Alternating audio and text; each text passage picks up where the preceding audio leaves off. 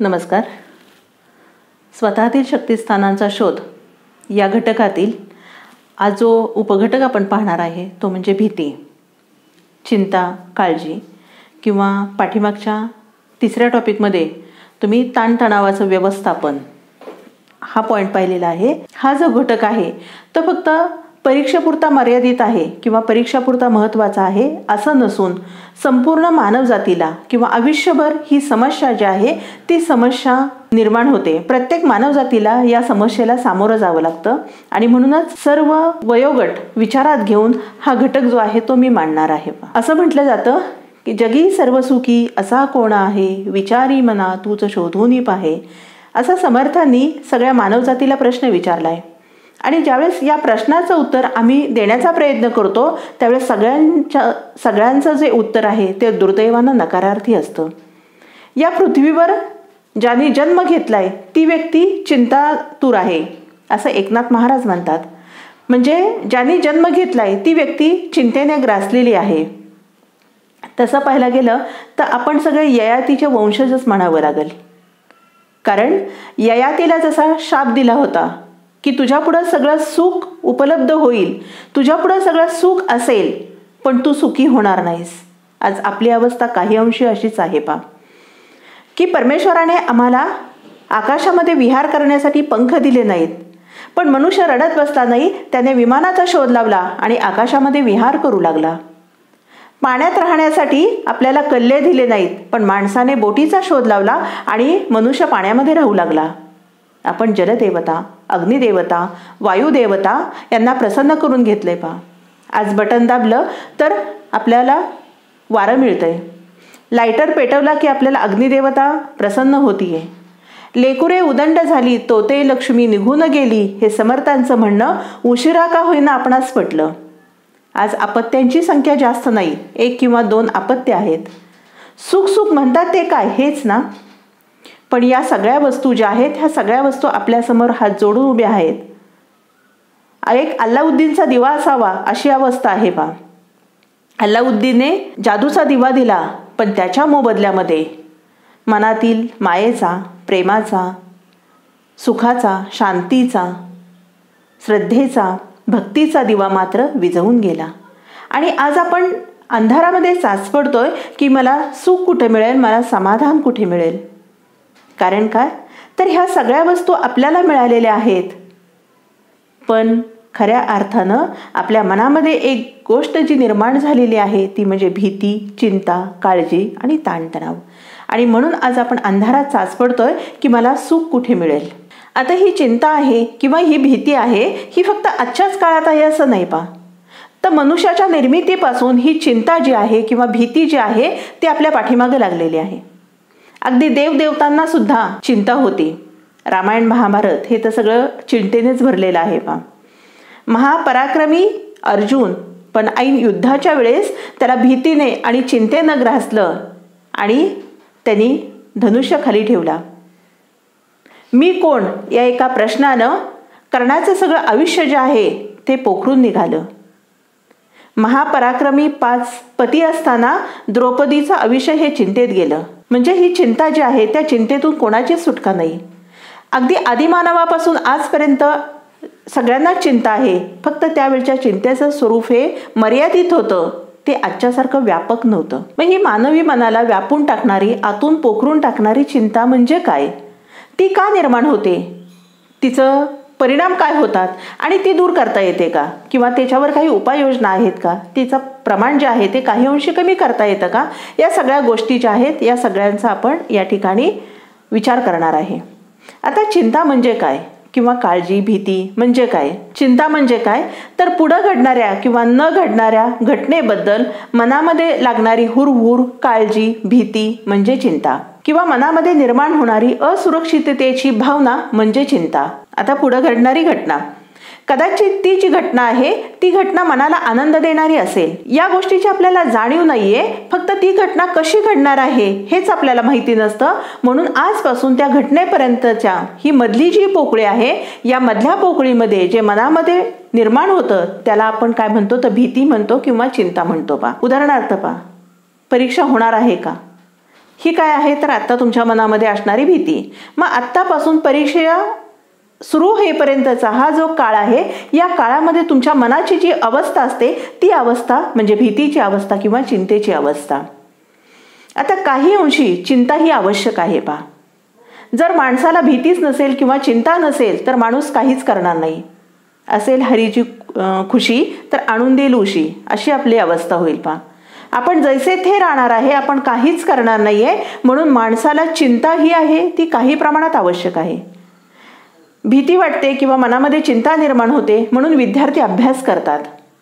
थोडीफार आपल्याला भविष्याची चिंता वाटली तर आपण काय करणार आहे तर आपण आपली प्रगती करणार आहे. पण जेव्हा ही चिंता माणसाचं सगळं आयुष्यच उद्ध्वस्त करते, माणसाचं जीवन जगणं मुश्किल करून ठेवते, माणसाचं जेवण, त्याची तहान भूक हे नाहीसं करते, अशा वेळेस तो माणूस काय करतो, सतत दुसऱ्यावर चिडणं, रागावणं, स्वतःमध्ये काहीतरी कमी आहे याची जाणीव होणं, झोप न लागणं, अशा गोष्टी ज्यावेळेस घडतात त्यावेळेस ह्या चिंतेचं मूळ शोधून ती दूर करणं हे गरजेचं असतं. आता ही चिंता जी आहे ती लहानांपासून मोठ्यांपर्यंत, गरीब असू देत, श्रीमंत असू देत, ग्रामीण भागात, शहरी भागात, सुशिक्षित, अशिक्षित या सगळ्यांमध्ये जाणवते पहा. बऱ्याच वेळेस आपल्याला असं वाटतं की श्रीमंतांना कुठल्या आल्या चिंता, त्यांना काय माहिती काळजी काय असते. पण जेवढी व्यक्ती मोठी तेवढ्या त्याच्या चिंताही मोठ्या असतात पहा. पण माणसाची अवस्था कशी होती तर पहा, नदीच्या एका तीरावर आपण उभं राहिलो तर आपल्याला दुसरा तीर जो आहे तो चांगला वाटतो. आपण ज्या तीरावर उभा आहे त्या तीरावर आपल्याला दुर्गंधी येते, माशा घोंगवतायत, समोर चिखल दिसतोय, शेवाळ दिसतंय आणि समोरचा तीर पाहिला की आपल्याला खूप छान वाटतं. ते दृश्य आहे ते विलोभनीय वाटतं, आनंददायी वाटतं, सुखद वाटतं, आकर्षक वाटतं आणि आपण खूप प्रयत्न करतो, स्वतःला त्रास सहन करतो आणि ज्यावेळेस आम्ही त्या तीरावर जातो त्या तीरावर गेल्यानंतर आपल्याला हा अनुभव येतो की या तीरावर सुद्धा चिखल आहे, दुर्गंधी आहे, घोंगवणाऱ्या माशा आहेत, पण याच्यापेक्षा उलट तोच तीर जो आहे तो चांगला आहे, ही जाणीव आपल्याला तिथं होते. आपल्या प्रत्येक मनुष्याचं हेच आहे की आपण जिथं आहे तिथं कधीच नसतो म्हणून आपल्याला त्रास होतो किंवा दुःख होतं. बघा, ज्या व्यक्ती घरामध्ये आहेत त्यांना वाटतं नोकरी करणाऱ्याचं किती चांगलं आहे, शेती करणाऱ्याला वाटतं नोकरीदाराचं खूप छान आहे, नोकरी करणाऱ्याला वाटतं शेतकऱ्याचं खूप चांगलं आहे, व्यापार करणाऱ्याला वाटतं की व्यवसाय करणं खूप त्रासदायक आहे. म्हणजे आपण जिथं आहे तिथं आनंदानं जीवन जगत नाहीये पा. आणि म्हटलंय ठेविले अनंते तैशेची राहावे, चित्ती असू द्यावे समाधान. याचा अर्थ असा नाही की जिथं आहे तिथंच राहायचं म्हणजे आपण प्रगतीच करायची नाही असा त्याचा अर्थ नाहीये पा. आपण कष्ट करायचे, प्रयत्न करायचे आहेत आणि प्रगतीचा एक एक टप्पा जो आहे तो आपण पुढे जायचा आहे. पण ज्या टप्प्यावर आपण आत्ता आहे त्या टप्प्यामध्ये आपण स्वतःला समाधानी मानायचंय, आनंददायी मानायचंय पहा. आणि मग त्या समाधानानं आपण पुढचा टप्पा जो आहे तो पार करायचा आहे. आपल्या सगळ्यांना जातं माहिती आहे की पूर्वीच्या काळामध्ये धान्य दळायसाठी त्या जात्याचा उपयोग केला जायचा. आजही काही घरामध्ये जातं आपण पाहतो. तर या जात्यामध्ये पहा, खालचं जातं आणि वरचं जातं. ह्या जात्यात खालचं जातं जे आहे ते स्थिर असतं आणि वरचं जातं जे आहे ते फिरत असतं. ज्यावेळेस खालचं जातं स्थिर आणि वरचं जातं फिरत असतं त्यावेळेस त्याच्यात धान्य टाकलं तर त्याच्यातून पीठ बाहेर येणार आहे, म्हणजे त्या गृहिणीने जे काही कष्ट घेतलेले आहेत त्याचा तिला मोबदला मिळणार आहे. आमचंही असंच आहे की आम्हाला कामानिमित्त फिरावं लागतं, म्हणजे आमचं शरीर आम्हाला फिरतं ठेवणं आवश्यक आहे. पण त्याच्याबरोबर जर आम्ही मन फिरतं ठेवलं तर शरीर आणि मन दोन्ही फिरतं ठेवलं तर त्याच्यातून आम्हाला फक्त कष्ट मिळणार आहेत, त्याच्यातून आम्हाला मोबदला काहीच मिळणार नाही, म्हणजे आम्हाला समाधान मिळणार नाहीये. ज्यावेळेस आम्ही शरीराने फिरणार आहे आणि मनाने आम्ही शांत राहणार आहे, मनाने आम्ही एकाग्र होणार आहे, त्यावेळेस आपण जे काम करणार आहे त्या कामातून आम्हाला समाधान मिळणार आहे. पण दुर्दैवाची गोष्ट अशी की आपण जिथं असतो तिथं कधीच नसतो म्हणून आम्हाला समाधानच मिळत नाहीये पा. आणि मग ठेविले अनंते तैशेचे राहावे या शब्दाचा अर्थ आमच्या लक्षात यायला पाहिजे की जे काम आम्ही करतोय, ज्या ठिकाणी आम्ही आहे त्या ठिकाणी आपल्याला समाधान वाटलं पाहिजे, तिथं आम्हाला आनंद वाटला पाहिजे पा. मग हे आम्हाला वाटत नाही आम्ही समोरचा माणूस किती सुखी आहे याचा विचार करतो आणि आमच्या दुःखामध्ये, आमच्या चिंतेमध्ये अजून भर घालतो बा. मग समोरच्या माणसापर्यंत आम्ही जाण्याचा प्रयत्न करण्यासाठी आम्ही एवढं धडपडतो. किती धडपडतो तर धड पडेपर्यंत धडपडतो. आणि शेवटच्या क्षणी जर एखाद्याने विचारलं, तू एवढी धडपड केलीस, तुला आयुष्यामध्ये सुख मिळालं का, तर दुर्दैवाने याचं उत्तर नकारार्थी असतं पा. कारण ह्या सगळ्या वस्तूंची आम्ही रेलचेल करतो, ह्या सगळ्या वस्तू आम्ही निर्माण करतो, त्यावेळेस शरीराचा विचार करत नाही, कुटुंबाचा विचार करत नाही. फक्त आणि फक्त आम्ही पैसा आणि भौतिक सोयी सुविधा या कमवण्याचा आम्ही प्रयत्न करत असतो. आणि याच्यातून आपण अगदी मोठं छान घर बांधू शकतो, पण घर पण आपल्याला विकत घेता येत नाही. आपण अगदी 5 स्टार हॉटेलमध्ये जाऊन जेवणाची ऑर्डर करू शकतो, पण आपण भूक विकत घेऊ शकत नाही. अगदी लाखो रुपयाचा आपण बेड खरेदी करू शकतो, पण आपण झोप विकत घेऊ शकत नाही. आपण औषधं खरेदी करू शकतो, पण आरोग्य विकत घेता येत नाही. म्हणजे आम्ही काय तर ह्या भौतिक वस्तू खरेदी करू शकतो, पण ते समाधान आपल्याला विकत घेता येत नाहीये बा. मग आपण ह्या वस्तू कमवण्यासाठी काय करतो तर आपण शरीराची आणि कुटुंबाची हेळसांड करतो. पैसा कमवण्यासाठी थोडक्यात आपण शरीराचा त्याग करतो. आणि मग हे सगळं मिळवल्यानंतर कुठंतरी शारीरिक त्रास निर्माण झाल्यानंतर शरीर कमावण्यासाठी पैशाचा त्याग करावा लागतो. दोन्ही ठिकाणी पैसे थे राहतो. आता ही चिंता जी आहे ती अगदी लहानपणापासून माणसाला सतावत असते. ती आपल्या पाठीमागच येत असते पा. फक्त एवढंच आहे की तिचं स्वरूप जे आहे ते बदलतं. बालवयामध्ये ज्या चिंता असतात त्या तरुणपणामध्ये नसतात. तरुणपणातल्या असणाऱ्या चिंता ज्या आहेत त्या प्रौढपणी नसतात पा. म्हणजे ह्या एक चिंता संपली की दुसरी चिंता निर्माण होते. म्हणजे चिंतेचं दुसरं जे वैशिष्ट्य आहे ती चिंतेची सलगता. की चिंता किती अगदी आपण प्रयत्न केलं आणि आपल्याला जी चिंता आहे ती मिटवली तरी ती तेवढ्यापुरती मिटते. एक चिंता संपली की आपली दुसरी चिंता जी आहे ती निर्माण होते. की परीक्षेत पास होईल का, पास झाल्यानंतर मला नोकरी लागेल का, नोकरी लागल्यावर पण ती सरकारी लागेल का खाजगी लागेल, जवळ लागेल का लांब लागेल, नोकरीत व्यवस्थित स्थिर सावर झाल्यानंतर जोडीदार कसा मिळेल, परत मुलांचं शिक्षण, ह्या सगळी जी चिंता आहे त्याची काय आहे तर सलगता असते. चिंतेची जी साखळी आहे ती कधीच थांबत नाहीये बा. आता ही माणसाला आयुष्यभर छळणारी चिंता का निर्माण होते तर बघा, माणसाला आयुष्यात फक्त सुख हवं असतं. दुःखाचा वारा लागू नये असं प्रत्येकाला वाटत असतं पा. आणि मग त्या सुखासाठी तो काय करत असतो तर प्रयत्न करत असतो. मग तो दुःखापासून लांब लांब जातो. मग सुख कशात आहे अशा सगळ्या गोष्टी तो शोधतो आणि त्या गोष्टी मिळवण्याचा तो प्रयत्न करतो. ती गोष्ट मिळाल्यानंतर तरी त्यांनी सुखी व्हायला पाहिजे. पण असं मिळवल्यानंतर सुद्धा हे टिकून राहील का, हे माझ्यापासून कुणी हिरावून घेतलं तर काय, हा विचार मनामध्ये येतो आणि परत त्याच्या चिंतेला सुरुवात होते बा. सिग्मंड फ्राईड या मानसशास्त्रज्ञाच्या मते चिंतेची दोन उगमस्थाने आहेत.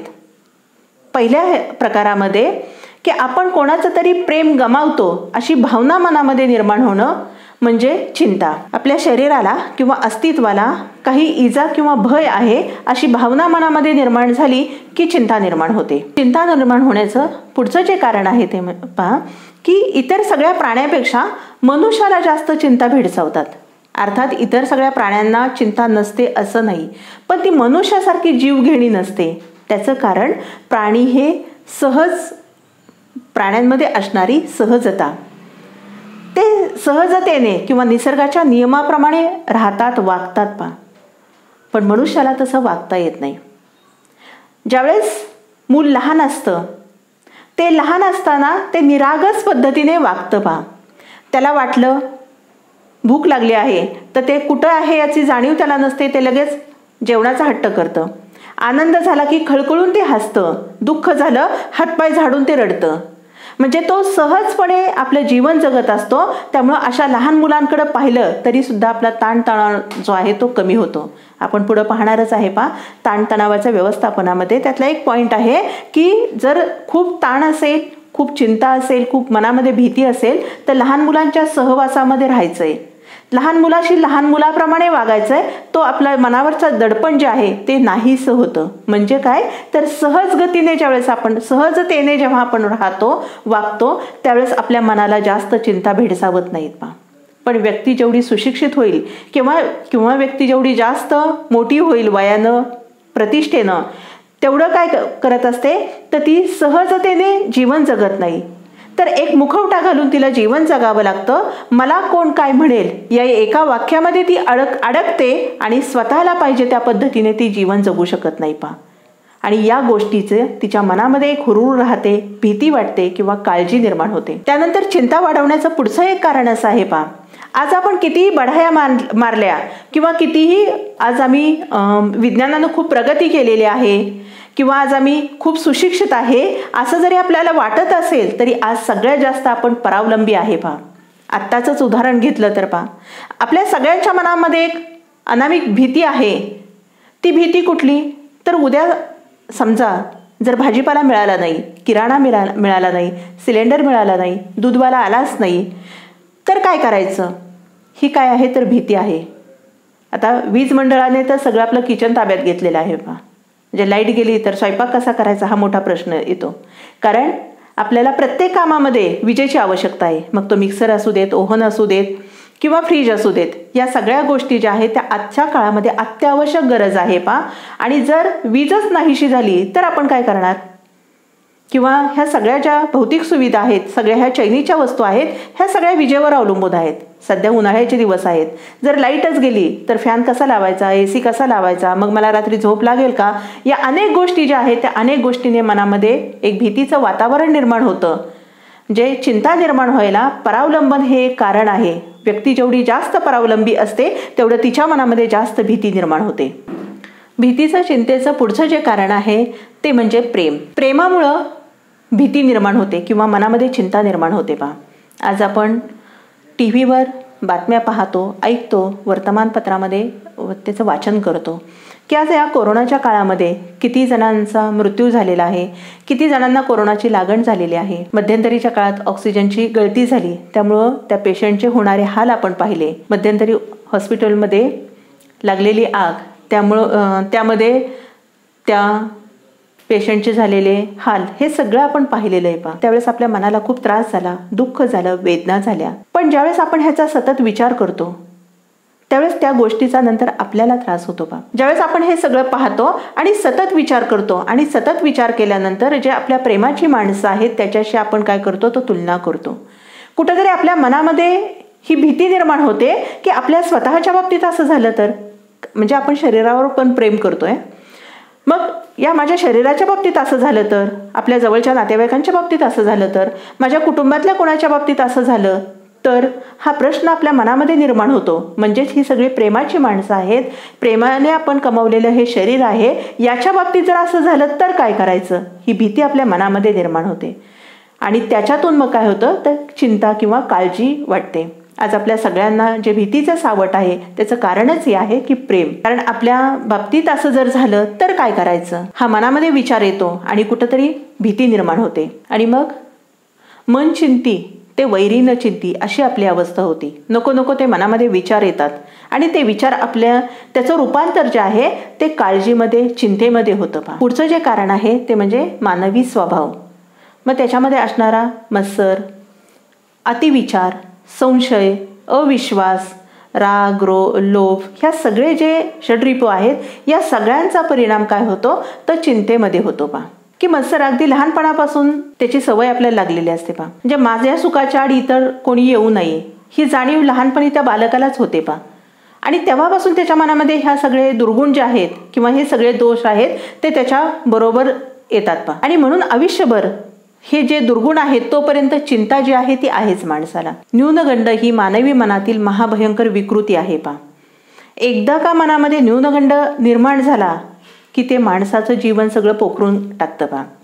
तर न्यूनगंड म्हणजे मला हे जमणारच नाही, मी हे करणारच नाही, माझ्यावर कुणी प्रेम करतच नाही किंवा मला सगळे दुर्लक्षित करतात, मी कुणाच्या उपयोगी नाही, मला कुणी विचारत नाही, मला अमुक गोष्ट सतत चुकाच होतात, मी प्रत्येक वेळेस अपयशी होतो, मला जीवनात कधी यशच मिळणार नाही, मी कुणाला आवडतच नाही, माझ्या स्वभावात असा दोष आहे, माझ्या शरीरात असा दोष आहे.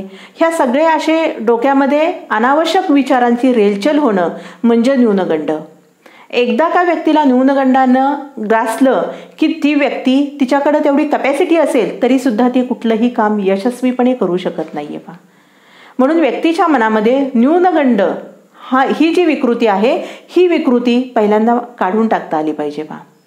कारण बऱ्याच वेळेस असं होतं की जी व्यक्ती यशस्वी झालेली आहे तिच्यापेक्षा जरी गट्स असतील, हुशारी असेल, बुद्धिमत्ता असेल, तरी सुद्धा जीवनामध्ये यश मिळू शकत नाही. का? तर मनामध्ये निर्माण झालेल्या न्यूनगंड. म्हणजे मानवी मनामध्ये चिंता, काळजी, ताणतणाव निर्माण करायला ही सगळी जी कारणं आहेत ती सगळी कारणं कारणीभूत आहेत. आता ही जर कारणं अशीच मनामध्ये राहिली, जर हे सगळं असंच मनामध्ये राहिलं तर व्यक्ती स्वतःची प्रगती करू शकणार नाही. ती स्वतःची तर प्रगती करू शकणार नाही, पण तिच्याबरोबर अनेक व्यक्ती ज्या आहेत त्या अनेक व्यक्ती प्रगतीपासून रोखल्या जातात. कारण ही भीती आहे, चिंता आहे, ताणतणाव आहे, हे सगळं संसर्गजन्य आहे पहा. एखादी व्यक्ती स्वतः ताणतणावात असेल किंवा स्वतः चिंतेमध्ये असेल तर तिच्या सहवासातील सगळ्या व्यक्ती ज्या आहेत त्या चिंतातूर होतात. आणि म्हणून याच्यातून बाहेर पडणं हे जास्त महत्त्वाचं आहे. मग हे चिंता जी आहे, ही भीती जी आहे, जर अशीच राहिली तर त्याचे होणारे परिणाम हे निश्चितच चांगले नाही आहेत पहा. मग त्याच्यावर काय उपाययोजना आहेत, या दोन्ही घटकाचा अभ्यास आपण पुढच्या भागामध्ये करणार आहोत.